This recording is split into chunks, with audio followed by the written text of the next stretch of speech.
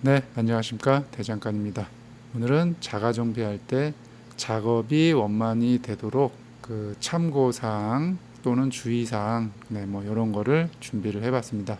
우선 많은 분들이 제 영상을 보시고 작업을 잘했다 뭐 이런 댓글도 많이 오고 그럴 때마다 조금 잘했구나 라는 생각을 좀 드는데, 또 한편으로는 작업이 잘 안 됐다 이러시는 분들도 꽤 계세요. 작업을 하기 전에 어떤 여러 가지 기본 사항들이 좀 부족한 것 같아서 그런 것들을 오늘은 좀 설명을 좀 드리겠습니다. 우선 여러 가지가 이렇게 쭉 있는데 우선 하나하나 좀 설명을 드릴게요. 우선 첫 번째, 파트 리스트 서비스 매뉴얼을 준비해라. 이 얘기는 뭐냐면 요게 이제 PCX 125 파트 리스트인데, 예를 들어서 내가 뭐 특정 부위를 정비를 하겠다 그러면 우선 파트 리스트를 한번 이렇게 보세요.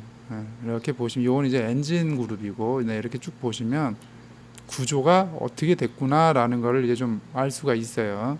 예를 들어서 뭐 내가 구동계 쪽에 벨트를 교환하고 싶다 그러면 이제 엔진 그룹에 이렇게 보면 벨트가 여기에 이렇게 있구나, 그리고 필요한 부품이 어떤 건가 이런 거를 알 수가 있어요. 그래서 이 파트 리스트에 보면 이제 이거를 보면, 예를 들어서 이게 이제 7번이잖아요. 지금 7번 이렇게 써 있는데 부품 번호가 여기 이렇게 나와 있죠. 23100 KWL 901. 벨트가 파트 번호가 이거구나. 그러면은 이거를 혼다에다가 주문하셔서 구입을 하시면 되는 겁니다. 그리고 이렇게 구조를 좀 알고 있으면 이런 구조로 돼 있구나 라고 좀 도움이 되겠죠. 그리고 이제 서비스 매뉴얼은 이제 요거는 이제 서비스 매뉴얼인데, 그 여기서 제공하는 정보가 상당히 많아요. 뭐 배터리 전압부터 여기 보시면 뭐 배터리 전압, 규격, 뭐 점압 플러그, 규격 이런 게 다 나와 있어요. 그리고 뭐 전구, 뭐 등화류의 와트수 뭐 이런 거. 이런 서비스 매뉴얼을 준비를 하시면 여기 이제 토크 값도 이렇게 다 나와 있죠. 23 뭐 이런 거. 그러면은 작업할 때 상당히 유용하겠죠. 그래서 뭐 그 벨트를 아까 이제 교환한다고 했잖아요. 그러면 여기 이제 드리븐 플리 쪽으로 가서 이렇게 구동계 분해하는 게 이렇게 다 나오잖아요. 그러면 이런 걸 보시고 참고하면 도움이 되죠. 이렇게 해서 여기 너트를 푸는구나. 이렇게 구조가 이렇게 돼 있구나. 서비스 리미트 값은 얼마구나. 이런 것도 여기 이제 다 나와 있잖아요. 얘는 19.5mm. 그러니까 19.5mm 이하로 되면 교환을 해야 되는 거죠. 무브볼을. 이런 식으로 서비스 매뉴얼을 참고를 하시면 돼요. 그래서 있으면 상당히 도움이 되겠죠. 그러니까 서비스 매뉴얼을 구하기 힘드시다 그러면 최소한 파트 리스트는 가지고 있으면 도움이 됩니다. 자, 그 다음에 두 번째, 부품은 될 수 있으면 꼭 순정 부품을 사용을 하세요. 조금 싸다고 뭐 호환 부품 이런 거 사시면 두 번 작업을 할 수가 있어요. 특히 엔진 내부에 들어가는 거, 뭐 오일실이랑 뭐 베어링 이런 거, 이제 뭐냐면 여기 이제 파트 리스트에 보면 이제 요거 이제 엔진 그룹이고, 여기 보면 이제 엔진 내에 들어가는, 여기 보면 이제 베어링이 이렇게 있잖아요. 이런 거 여기 엔진 내에 있는 여기 이런데 베어링, 이런 거 규격이 미세하게 안 맞을 수가 있어요. 여기에 이제 오일실도 B품으로 있는데, 오일실 베어링 여기에 들어가는 이런 오링 뭐 이런 것들은 될 수 있으면 꼭 순정 부품을 사용을 해야 재작업을 안 한다. 그래서 꼭 순정 부품을 사용을 해라. 엔진 내부뿐만이 아니고 외부도 마찬가지로 순정 부품을 사용하세요. 그 본인이 자가 정비를 정말 잘한다 그럼 뭐 튜닝까지도 하고 하지만, 튜닝할 능력이 안 된다 그러면 그냥 순정 부품을 사용을 해야 최대한 작업 효과를 볼 수가 있습니다. 그래서 순정 부품을 사용을 해라. 기본 공구만 우선은 준비를 하세요.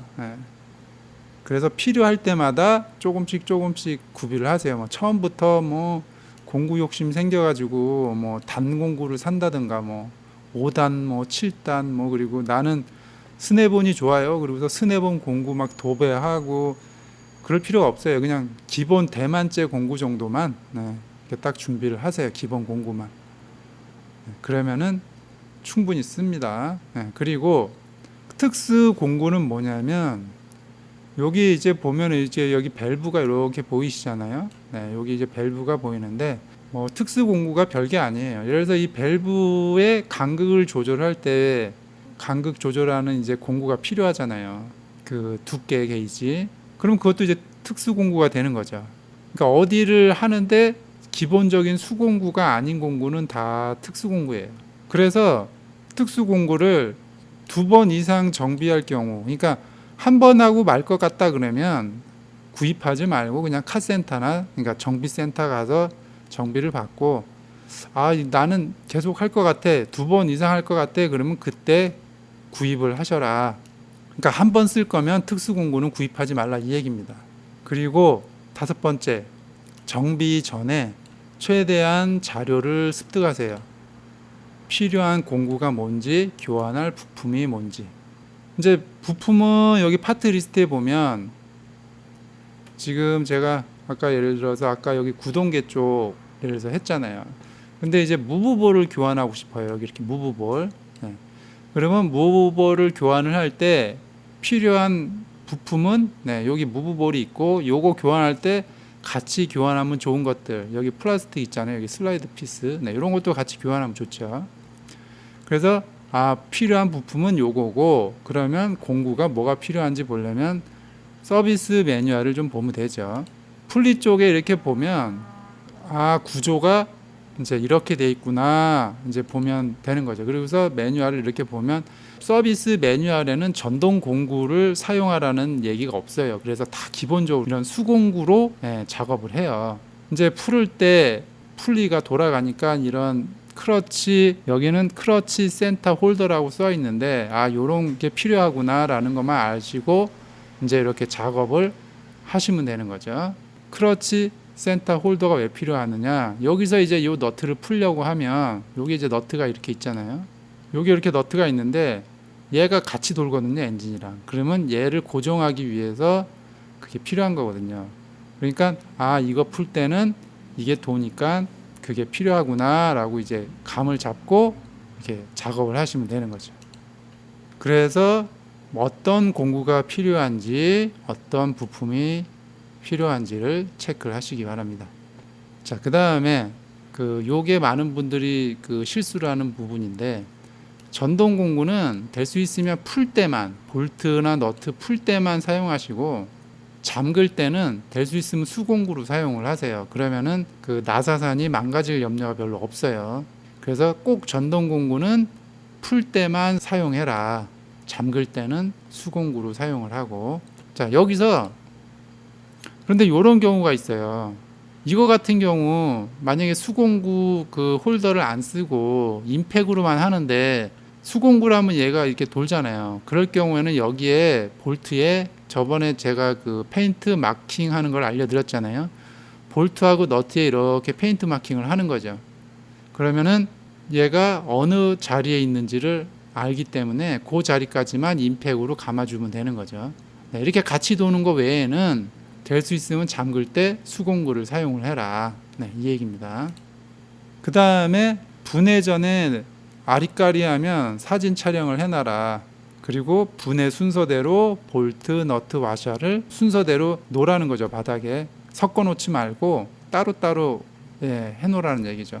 댓글에도 저희 구독자분의 한 분이 엔진을 분해했는데 이 와셔가 2개가 남았대요. 17mm짜리 와셔가.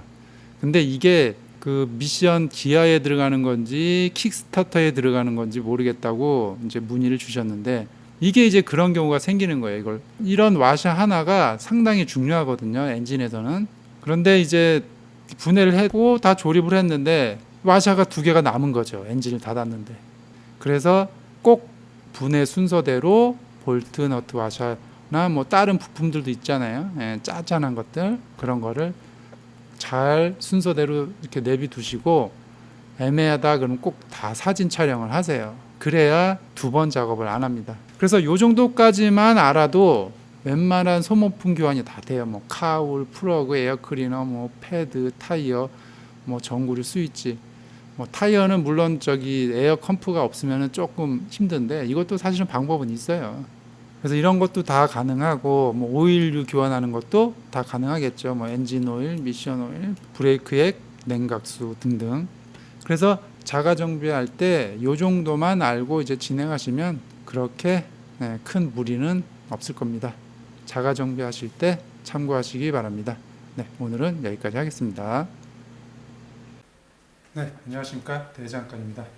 오늘은 그 이제 첫 번째 시간으로 우선 자가 정비에 필요한 공구에 대해서 좀 설명을 할 텐데, 전반적인 이제 볼트와 너트 공구에 대한 거를 조금 설명을 좀 드릴게요. 우선 정비를 하려면 기본적으로 그 볼트 너트를 풀어야 되죠. 그러니까 볼트 너트로 다 체결되어 있으니까 이 볼트 너트를 풀지를 않으면 그 정비를 할 수가 없잖아요. 그러니까 모든 작업이 십자나사건, 뭐 육각 볼트건 뭐 이런 종류가 이렇게 있는데, 풀고 조이고 하는 일이 사실 반복이거든요. 그거를 얼마나 효과적으로 잘 빨리 풀고 다시 이제 원래대로 잘 체결을 하느냐가 정비를 좀 잘하는 사람들이 빨리 풀고 빨리 체결을 하죠. 그래서 우선 기본적으로 볼트에 대해서 좀 먼저 설명을 좀 드릴게요. 뭐 8mm, 10mm 뭐 이런 얘기 많이 하잖아요. 8mm, 뭐 10mm 이렇게 얘기하는 거는 볼트의 머리의 사이즈를 얘기를 하는 겁니다. 요거는 지금 14mm니까 13. 뭐 땡기면 13.99 정도 나오는데 머리가 14mm거든요. 그러면 얘는 14mm 볼트가 되는 거예요. 뒤에 이런 너트도 여기에 이제 직경을 보고 요거는 지금 17mm 나오죠? 17mm. 얘는 17mm 너트라고 하는 거예요. 그래서 얘는 17mm 너트. 이런 식으로 이제 너트에 규정이 돼 있고, 그 다음에 여기 이제 십자나사. 요거 이제 십자나사인데 머리를 한번 보여드릴게요. 이 십자나사를 잘 보시면 십자나사가 하나는 홈이 좀 얇고 하나는 깊은 게 있어요. 좀 당겨서 보여드리면 PH2는 홈이 좀 얇고 PH3는 좀 깊어요. 여기 이제 PH3 나사를 PH2로 하면 이렇게 공간이 맞지를 않아요. 그래서 보통 많이 쓰는 게 이제 여기 PH2 이빨이 이렇게 딱 맞아야 돼요. PH2. PH3에 PH2를 넣으면 공간이 남아요. 그러면 여기가 이제 나사선이 파손이 되죠. 그래서 PH3 같은 경우는 꼭 PH3용 십자 드라이버를 사용을 하셔야 됩니다. 보통은 PH2가 많이 쓰는데 간혹 PH3도 십자나사로 많이 들어있어요. 그리고 이 안에 보시면 육각으로 되어 있잖아요. 이건 이제 파여있는 육각. 이 파여있는 육각은 이 안에 내경이 지금 5.94가 나왔거든요. 그러니까 얘는 6mm짜리 육각이죠. 그러면 요런 6mm 공구가 필요한 거죠. 6mm 육각 공구가. 그러면 이제 얘를 넣고 얘를 이렇게 분리를 하는 거죠. 그래서 요런 육각도 많이 쓰여요. 5mm짜리, 6mm짜리. 그 다음에 또 많이 쓰이는 게 요런 별 볼트. 요것도 마찬가지로 요런 별 모양으로 된 별 렌치라고 하죠. 분리를 하고 체결을 하는 거죠. 그렇게 해서 이런 종류가 가장 이제 많이 쓰이고, 각이 이제 종류별로 이제 8mm, 10mm 이런 식으로 이제 많이 있겠죠. 그러면은 육각을 풀기 위해서는 이제 이런 스패너가 필요한 거예요. 요것도 8mm 스패너입니다. 이렇게 넣어서 풀 수도 있고, 이렇게 넣어서 풀 수도 있어요. 육각을. 옆에 있는 이 스패너는 뭐냐 하면은 이제 라쳇으로 라쳇 기능도 있고, 플렉시블이라 그래가지고 이렇게 좀 공간이 조금 휘어지고 이러는 곳에 이렇게 이제 사용하는 공구입니다. 그러면 얘가 라쳇 기능이 되는 플렉시블도 되고 라쳇 기능이 되는 그런 스패너입니다. 자, 그 다음에 휘어져 있는 지금 요거 옵셋 렌즈라고도 하는데 얘는 이제 보통 보면 이제 일자로 있으면 괜찮은데 안에 들어가서 숨어 있는 경우가 있어요. 그러면은 공구가 안 가거든요. 그럴 때는 이제 이렇게 휘어져 있는 이런 옵셋 렌즈로 이렇게 체결을 해서 분리를 하는 겁니다. 그리고 이것도 마찬가지인데 얘는 각도가 좀 더 세게 돼 있죠. 안쪽에 이제 숨어 있거나 이럴 때 이런 게 필요한 거예요. 이제 이런 스패너 종류로 이제 작업도 하는데 얘로 하면 좀 일의 능률이 조금 떨어지잖아요. 가끔 빨리빨리 하기 위해서 이제 이런 라쳇 렌즈를 쓰는데 라쳇이 종류가 많아요. 요거는 이제 4분의 1인치짜리 되게 작죠. 제가 손을 펴보면 요만해요. 요건 4분의 1. 이 4분의 1은 뭘 말하느냐 하면 여기 머리를 얘기를 하는 겁니다. 여기 헤드. 여기 헤드를 지금 6.3 정도 나오는데 요게 4분의 1입니다. 그리고 이제 얘는 좀 더 길잖아요. 길고 헤드가 9.53이 나오죠. 얘는 8분의 3인치 라쳇이라고 그러는 거예요. 그리고 이제 2분의 1인치는 좀 더 크죠. 요거는 12.6mm. 요거는 2분의 1인치 렌즈라 그래요. 그런데 왜 이렇게 종류별로 이런 크기별로 이렇게 있느냐? 그 볼트마다 체결 토크 값이 볼트가 크면 커지고 작아지면 체결 볼트 값이 이제 적어지겠죠. 그런 거를 방지하기 위해서 이제 작은 것들은 4분의 1인치로 작업을 하는 거죠. 그러면 풀거나 이제 그 잠글 때 요 길이가 엄청 짧잖아요. 손으로 하면 요 정도 되니까 힘을 많이 넣고 싶어도 요게 짧아서 들어가지가 않잖아요. 그렇기 때문에 작은 것들은 이런 4분의 1을 많이 이제 쓰죠. 그런데 오토바이 같은 경우는 보통 그냥 편하게 이런 이제 8분의 3인치를 많이 써요. 오토바이는. 그리고 이제 자동차 쪽, 이제 하체 쪽까지 가고 자동차 이제 가면은 이제 2분의 1인치 이런 공구를 이제 좀 많이 사용을 합니다.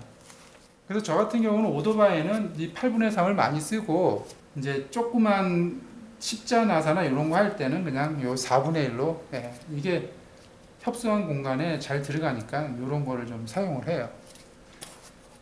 그런데 이제 궁금증이 생기실 거예요. 왜 이게 있는데 굳이 그러면 이거를 쓰면 되는데 육각을 풀을 때 이 스패너가 그럼 뭐가 필요 있냐라고 하시는데 오토바이는 그래도 작업 공간이 잘 나오는데 자동차 같은 경우는 작업 공간이 안 나와요. 잘 안 나오는 경우가 많아요. 그래서 예를 들어서 얘를 이제 풀어내는데 여기 앞에가 이렇게 막혀가지고 이렇게 공간이 이제 좁다고 하면 얘가 이제 들어갈 수가 없죠.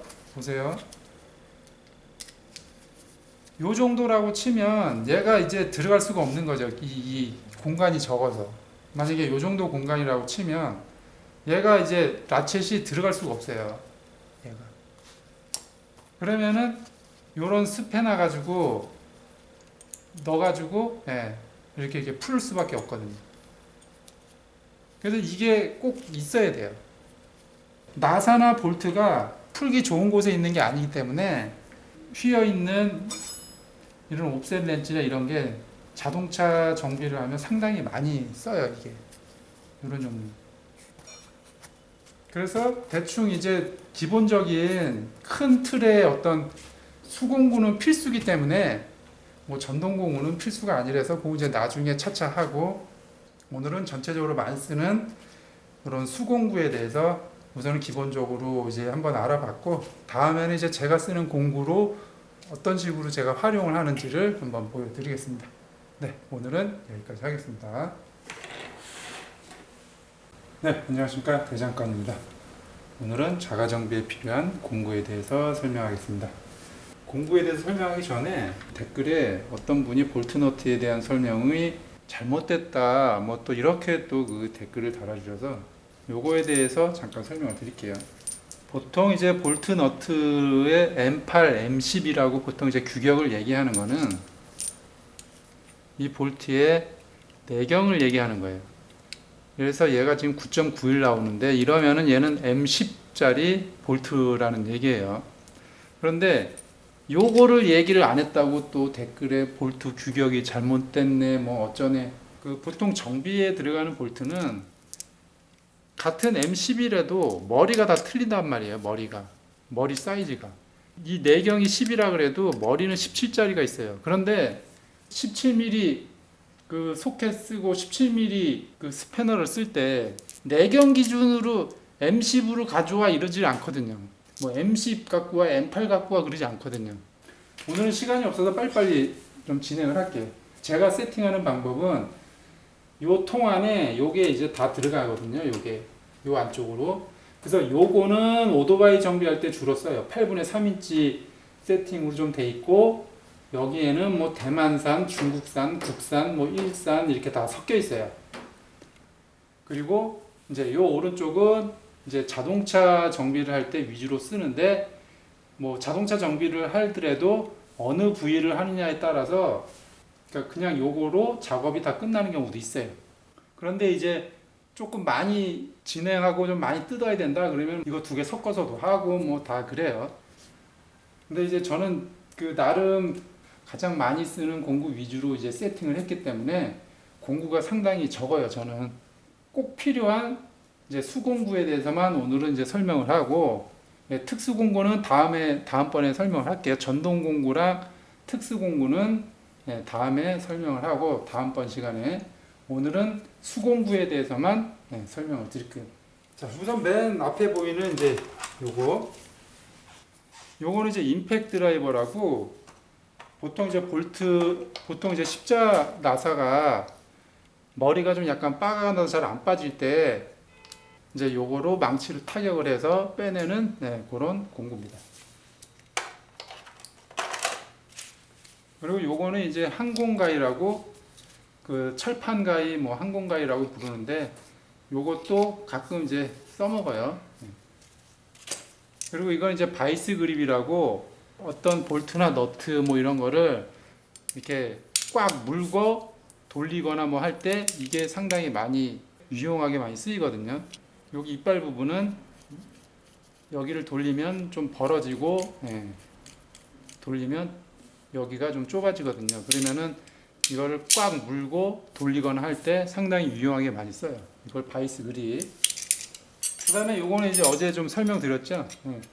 그 메간에 뭐 옵셋 렌치 이렇게 얘기하는 거 이거 그 각도가 휘어서 좀 숨어 있는 볼트 같은 거 이제 풀어낼 때 요거 쓴다는 거.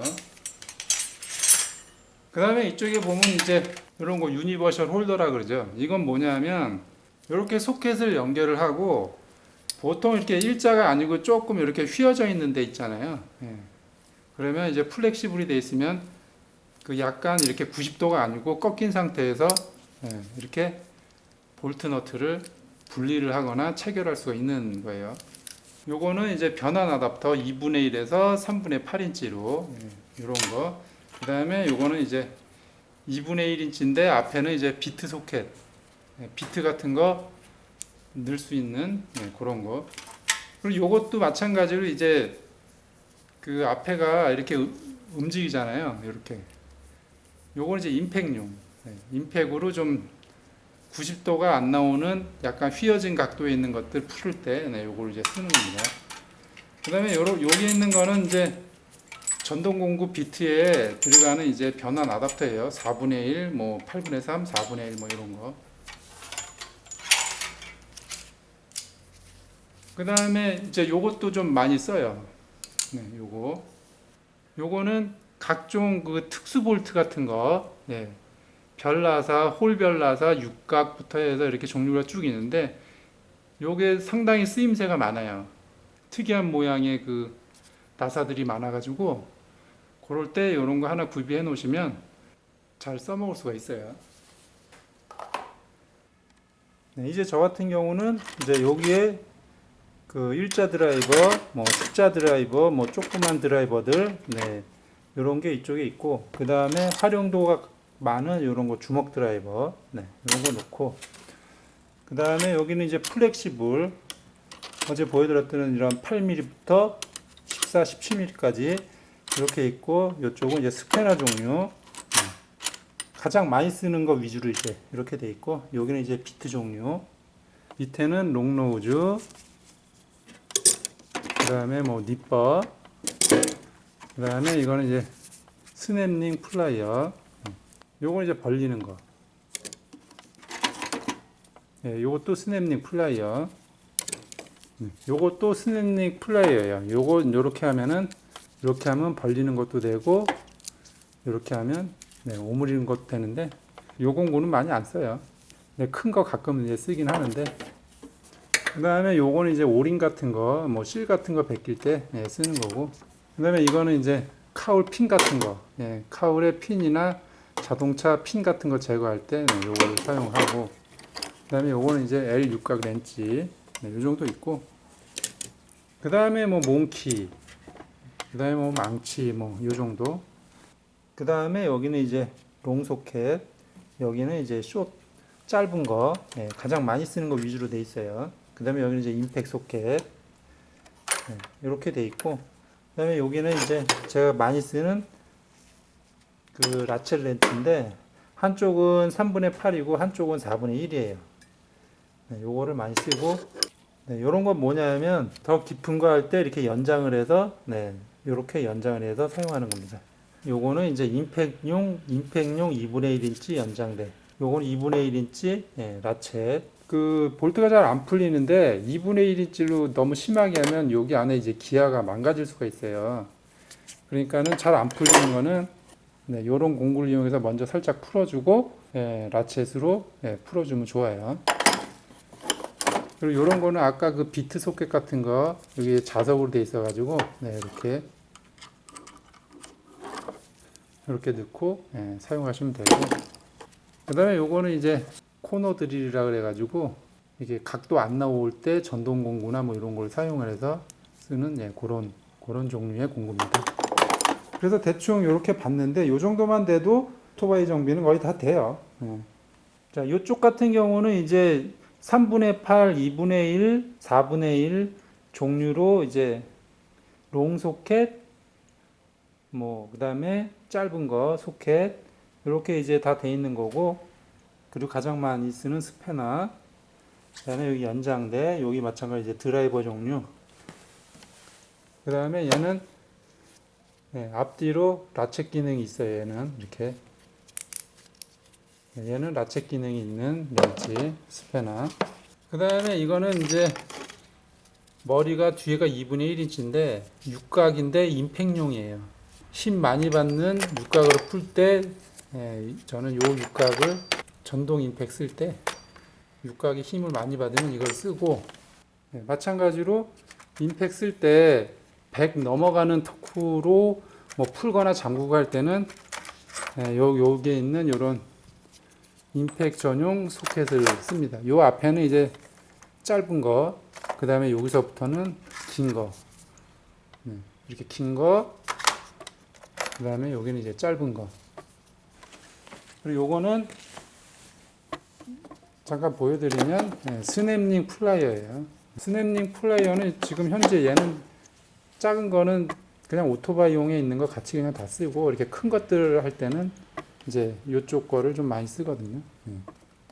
그래서 요거 이제 스냅링 플라이어. 요 공구가 이제 150개짜리 공구인데, 이거는 스네본 회사의 그 블루 포인트라고 그 스네본의 저가형으로 나온 건데, 공구가 뭐 블루 포인트라 그래서 좋은 게 아니고, 물론 블루 포인트가 좀 튼튼해요. 이 쇠나 이거 마감이나 이런 거 보면 이거 사용해 보신 분들은 아실 거예요.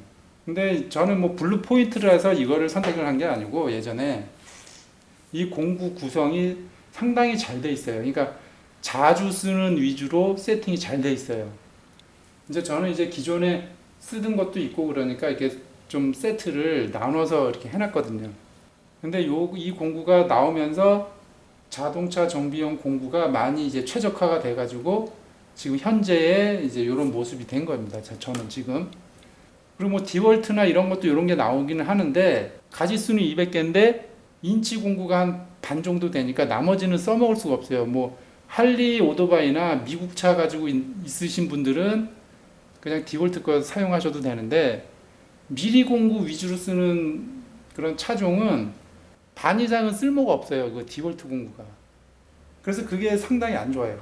다른 종류 이런 공구셋은 그 뭐 구성이 사실 좀 제 취향과 구성이 안 맞는 거죠. 근데 얘는 그 이 공구는 제 취향이랑 구성이 잘 맞아가지고 그러니까 자가 정비하는 사람이 뭐 7단 공구 세트 뭐 5단 공구 세트 이런 거는 할 필요가 없잖아요. 그리고 왜냐면 그 단 공구 세트를 구입을 하시면 안 쓰는 공구가 많아요. 자가 정비는. 왜냐하면 자기 기종과 자기 차종에 비슷한 거 위주로 이제 사용을 하니까 불필요한 공구가 많아요. 그리고 공구 박스 무게만 뭐 한 50kg 되니까 이동성도 안 좋고 그 실내에서만은 좋은데 외부로 나가기도 힘들고.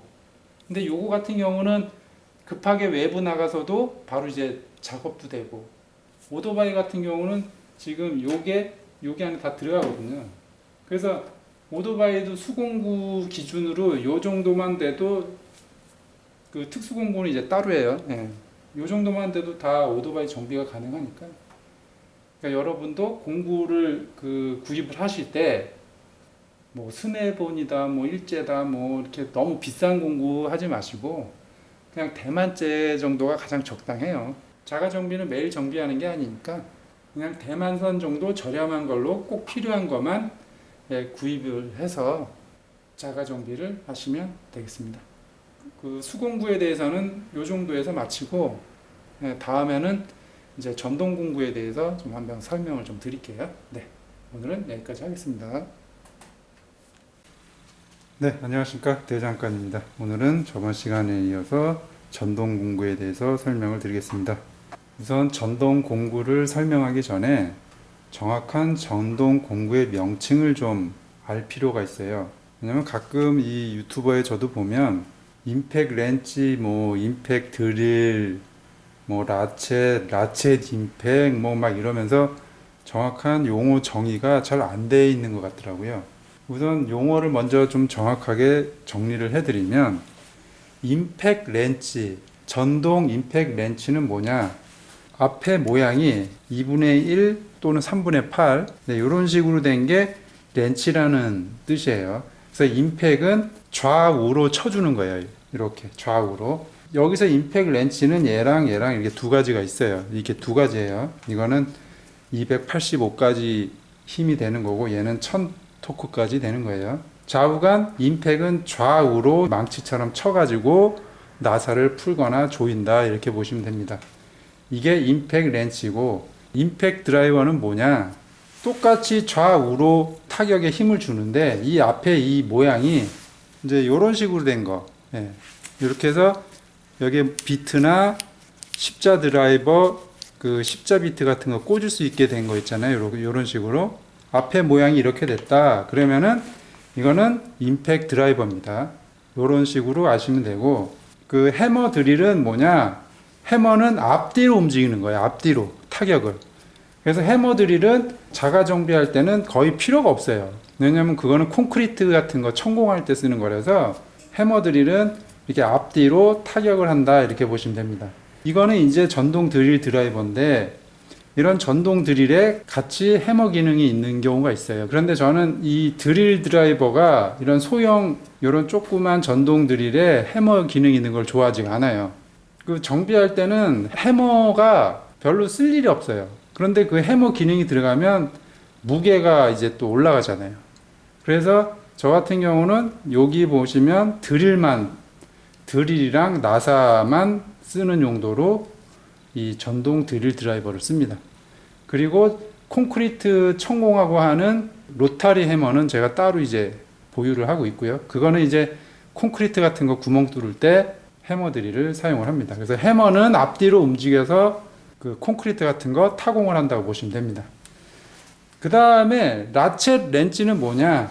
소위 말해서 이런 라쳇 렌치, 요게 이제 라쳇인데, 이 라쳇이 이 수동 라쳇을 얘가 전동 라쳇으로 대체가 됐다고 보시면 되는 거예요.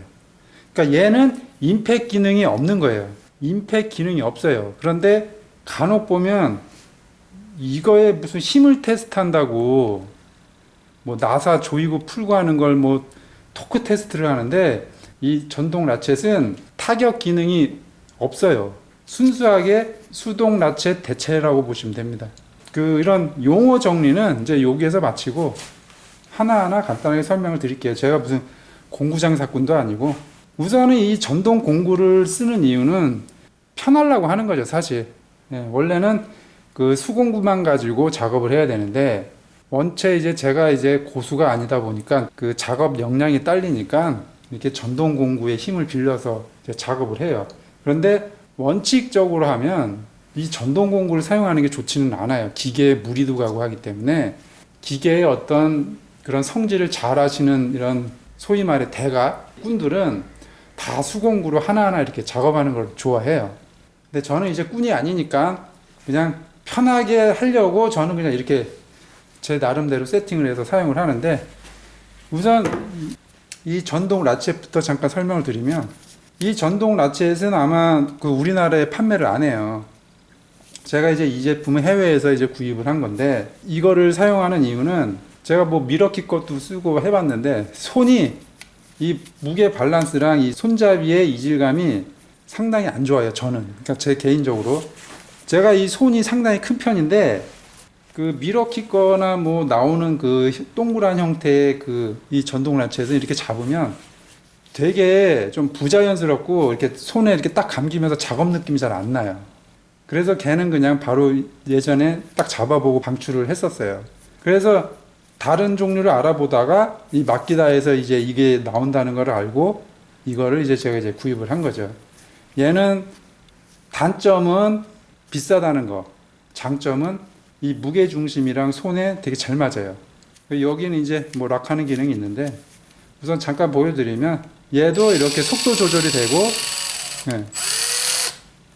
이렇게 세게도 되고 이쪽에서 타격을 하면 이게 빠져서 이제 여기에 4분의 1인치도 바꿀 수도 있고 뭐 자세한 거는 뭐 나중에 시간 내면 공부 하나하나 하고 저하고는 저는 얘는 뭐 어떤 용도로 쓰느냐 얘는 거의 뭐 자동차 엔진 쪽에 이렇게 좀 구석에 있거나 이런 볼트 풀고 잠그고 할 때 얘를 많이 사용을 해요. 오토바이 할 땐 거의 사용할 일이 없고 자동차 엔진 쪽에 많이 사용을 하고 토크는 50 정도예요. 전동 라쳇은 토크가 별 의미가 없어요. 뭐 50이나 60이나 얼마나 손에 편하게 잠기고 가볍고 이 수동 라쳇의 기능을 최대한 할 수 있는 그거만 되면 되는 거기 때문에 얘는 무게와 손잡이와 이런 게 중요해요.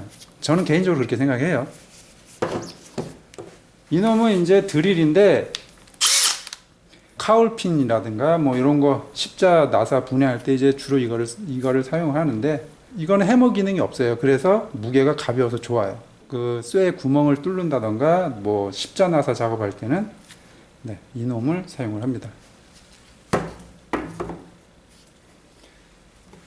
그리고 이건 이제 임팩 렌치인데 보시다시피 여기 제 손바닥만 해도 이 앞뒤 사이즈가 상당히 짧죠. 이놈은 토크가 280인데 정비할 때는 이놈을 가장 많이 써요. 얘를 뭐 자동차건 뭐 오토바이건 이놈을 가장 많이 씁니다. 285에다가 토크가 285인데 무게 중심도 잘 맞고 이 손잡이 그립감도 상당히 좋아요. 그 다음에 이제 이놈은 1000토크짜리인데 이놈은 거의 쓸 일이 없어요. 이놈은 거의 뭐 쓸 일이 없는데 자동차 하체 쪽 들어가면 또 이놈이 없으면 안 돼요. 이놈이 이제 영입된 이유는 자동차 머플러가 용접 있는 데가 떨어져 가지고 이제 수리를 하려고 했는데 제가 가지고 있는 임팩으로 나사 하나가 죽어도 안 풀리는 거죠. 토치로 지지고 뭐 WD 뿌리고 녹 제거하고 암만 해도 풀리지를 않아요. 그 당시에 토크가 400, 500짜리였는데 안 풀려요. 어쩔 수 없이 이제 카센터 가서 공인비 좀 주고 교체를 한 적이 있었는데 그 이후로 이거 400, 500짜리는 안 되겠다 싶어서 알아보고 장만한 게 이제 이놈입니다. 그러니까 원체 제가 이제 그 마키다 저 같은 경우는 이제 마키다 쪽을 조금 선호를 하는 게 모터가 이제 브러시리스로 이제 다 많이 이제 바뀌면서 전자 제어에 대한 기술이 상당히 이제 좋아야 되는 거죠. 그래서 전자 제어 기술이 좋지가 않으면 이제 성능에도 문제가 생기고 내구성에도 문제가 생기고, 그리고 이제 제가 조금 더 신경을 쓰는 부분은 남들은 신경을 안 쓸지 모르겠지만 여기 손잡이 스위치 있잖아요. 여기 스위치가 이 마키다 제품은 오므론이라는 그 회사의 그 스위치를 사용을 하는데, 보시 같은 경우는 제가 한 1, 2년 쓰다 보면 스위치가 고장나는 경우가 많아요. 인식을 잘 못해서. 근데 마키다 같은 경우는 그런 경우가 거의 없었어요. 그러니까 스위치도 약간 전자부품이라서, 그래서 어쨌거나 저 개인한테는 이런 무게 중심이라든가 여러 가지 뭐 내구성 여러 가지를 봤을 때 그 마키다 제품을 조금 선호하는데, 이건 뭐 개인 취향이니까 그거는 이제 뭐 그냥 편하신 공구를 선택하시면 되고, 그래서 저는 이제 이런 식으로 전동 공구를 세팅을 해서 사용을 합니다. 그래서 뭐 제가 뭐 공구 파는 사람도 아니고 그래서 뭐 하나하나 더 설명하기는 좀 그렇고, 나중에 시간 되면 각계별로의 어떤 특징과 장단점을 나중에 시간이 되면 한번 제가 개별로 설명을 좀 드리고, 자관 뭐 마키다 쪽은 단점은 이거예요. 제가 봤을 때 이 마키다 제가 이제 세팅한 이런 전동 공구의 단점은 다른 전동 공구 회사 대비 좀 비싸다. 그게 좀 단점이에요. 이 하이토크 임팩 렌치도 디월트 거는 본체만 뭐 중고나라나 뭐 신품 잘 보면 18만 원, 19만 원이면 이 본체만 구할 수가 있는데, 얘는 너무 비싸요. 본체만 해도 한 36만 원 정도 되니까, 배터리 빼고 베어툴만 이 본체만 36만 원 정도 되니까 좀 비싸죠. 단점은 좀 비싸다. 그런데 배를 갈라보면 왜 비싼지를 알아요. 예, 그거는 제가 나중에 기회가 되면 공구 하나하나 조금 설명을 좀 해드리고, 그래서 자가 정비할 때 상당히 중요한 게 결정적으로 볼트나 뭐 너트가 안 풀리면 그러니까 작업이 더 이상 진행이 안 되는 거죠. 그래서 이놈은 자주 쓰지는 않는데 결정적일 때 해결해 주는 놈이고, 좌우간 저는 세팅을 이렇게 해서 작업을 합니다. 오늘은 전동 공구에 대해서 알아봤습니다. 네, 여기까지 하겠습니다. 네, 안녕하십니까, 대장간입니다. 오늘은 구리스에 대해서 알아보겠습니다.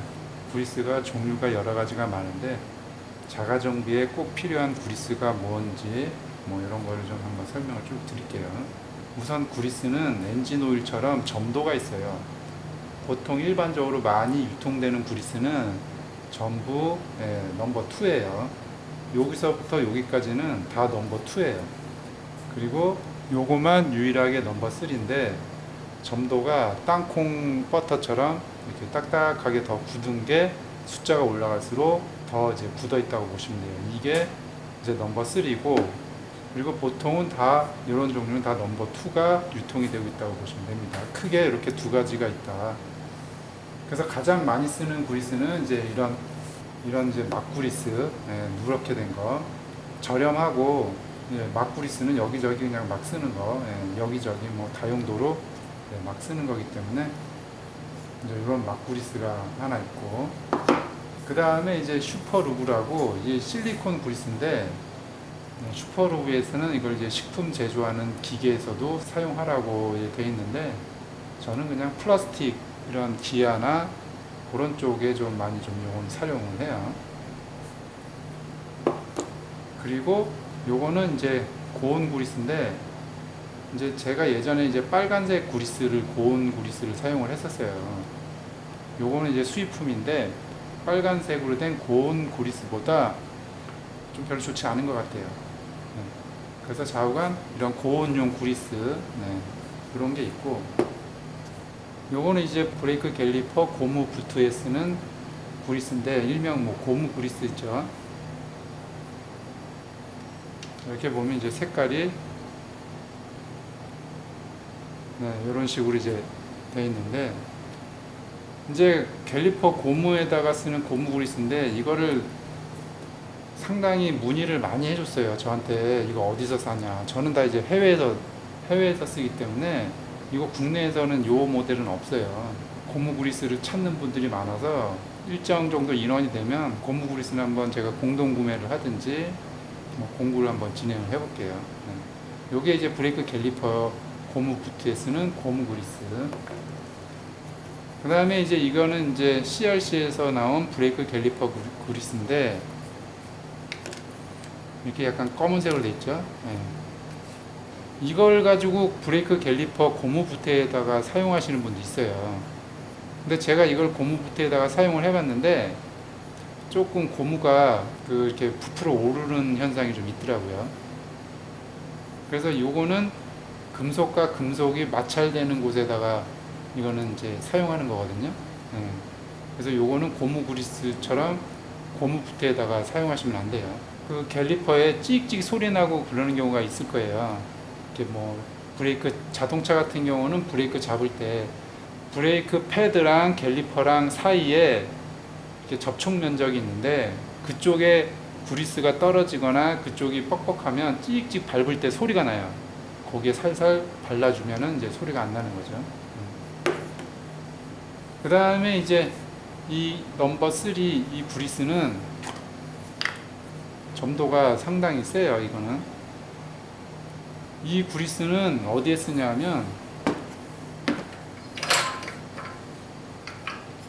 이제 요거는 이제 스쿠터 구동계인데 여기 구동계 안에 보면은 그리스가 발라져 있어요. 여기 안에 보면 그리스가 있는데 여기에 들어가는 그리스가 이 넘버 3형 그리스예요.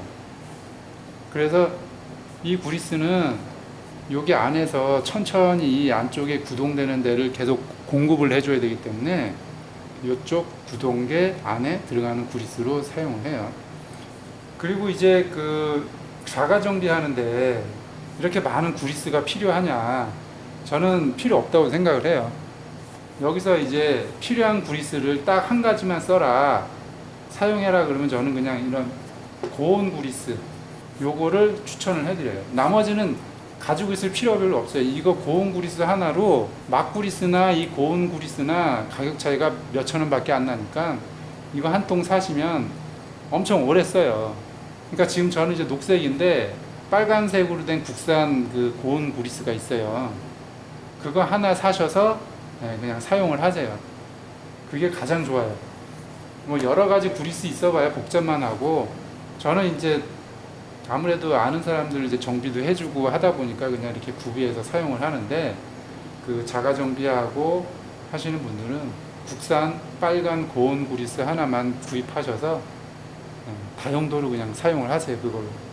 자료들 보면 수입 그리스가 좋아서 뭐 어디 그리스가 좋다, 뭐 불로 데워서 뭐 흘러내리는 거 보고 막 하는데, 레이싱 할 것도 아니고 그 생활차로 사용할 거고 하기 때문에 그 비싼 수입 그리스 같은 거 사용할 필요가 없어요. 기계가 고장나는 원인은 여기에 그리스가 다 말라서 쇠와 쇠가 마찰이 되면서 고장나는 거지, 그리스가 조금 품질이 조금 떨어진다 그래서 고장나고 그러진 않아요. 그리스가 없어져야지 고장이 나거든요. 뭐 베어링도 그렇고 여기 안에 있는 베어링도 그렇고 그리스를 제때 안 발라줘서 그리스가 없는 상태로 운행을 하면 그냥 고장나는 거거든요. 굳이 비싼 돈 주고 수입 그리스 살 필요가 없다. 그냥 그리스가 안 떨어지게 이렇게 관리를 잘 해주는 게 기계는 더 오래 가니까. 그래서 자가 정비할 때 국산 그 빨간색 고온 그리스만 있어도 충분히 다 작업이 되니까 그냥 그거 한 통 구비하셔서 자가 정비하시면 되겠습니다. 네, 오늘은 여기까지 하겠습니다.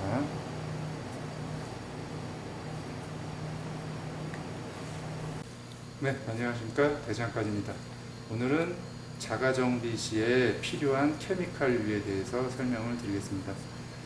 뭐 인터넷 검색하면 뭐 첨가제, 클리너 뭐 이런 종류가 상당히 많잖아요.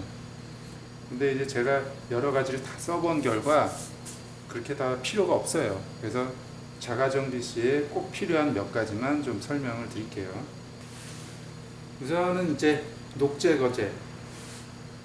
이 녹 제거제는 제가 처음에 그 이 액체로 나왔을 때 저는 또 그 직접 제가 해보지 않으면 못 참거든요. 그래서 이걸 구입을 해서 이제 했는데, 이게 뭐냐면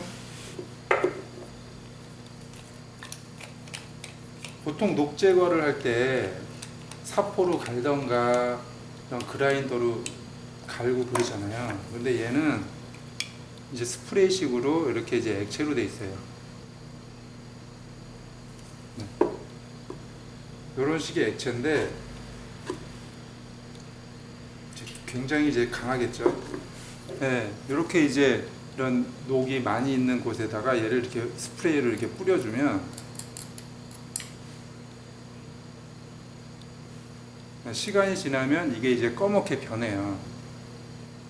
까맣게 변하면서 이제 그게 유지가 되어 있는데, 이게 녹이 제거가 된 건지 아니면 이게 약간 기름 성분 때문에 까맣게 보이는 건지 그 불분명해요. 그래서 그 광고에 나오는 것만큼 효과가 좋은 것 같지는 않아요.